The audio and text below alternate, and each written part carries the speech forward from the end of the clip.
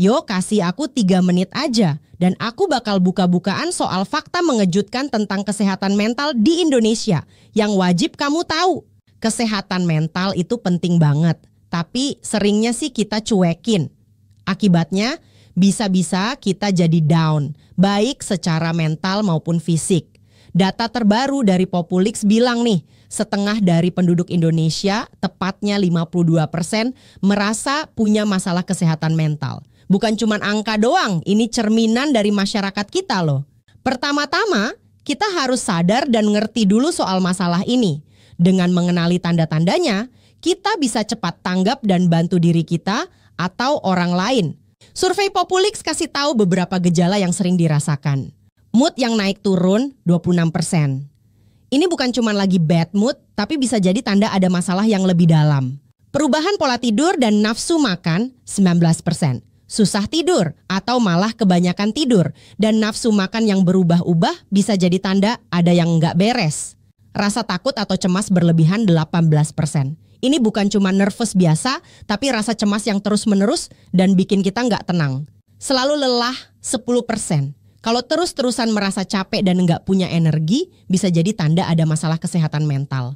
Bingung, pelupa, dan mudah marah 8%. Ini bisa jadi tanda kita lagi stres atau ada masalah lain. Banyak yang bilang masalah finansial jadi penyebab utama mereka stres. Sementara itu 46% merasa kesepian juga jadi pemicu. Masalah duit emang bikin pusing, apalagi di era sekarang.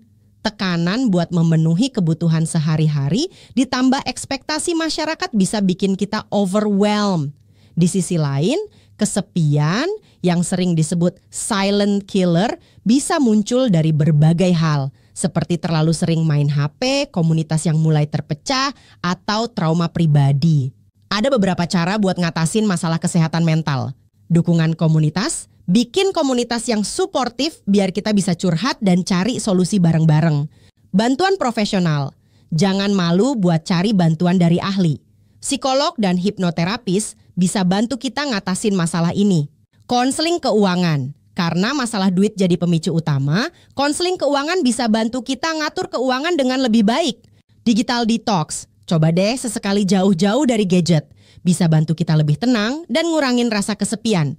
Kampanye kesadaran publik, edukasi masyarakat penting banget buat hancurin stigma dan bikin semua orang lebih paham soal masalah ini. Kesehatan mental itu sama pentingnya dengan kesehatan fisik. Kalau kamu atau teman kamu merasa ada yang nggak beres, segera cari bantuan. Yuk, kita prioritaskan kesehatan mental kita dan dukung satu sama lain. Ingat, nggak apa-apa buat nggak oke, tapi penting buat cari bantuan kalau merasa nggak oke.